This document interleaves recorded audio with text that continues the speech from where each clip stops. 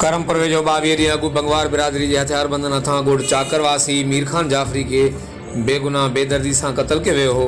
बंगवार बिरादरी तरफ़ां मोज़िज़ माण्हुनि जो मेड़मिंत काफ़िलो मीर इकबाल अहमद खान बिजराणी, मीर गज़ैन खान बिजराणी, अदब हुसैन गोलाटो, रहीमबख्श खोसो, फौजली डाहाणी, नूर हसन ईसाणी, रहमतुल्लाह सोराणी, लाड सोरियाणी, मुक़दम अली मोहम्मद बिजराणी, मुक़दम अहमद खान बिजराणी, एडी जाफरी, गुलाम अल्लाह बिजराणी, अर्ज़मोन जाफरी, अब्दुस्सुबान जाफरी ऐं ॿियनि जी अॻुवाणी में मक़तूल मीरखान जाफरी जे वारसनि वटि पहुतो।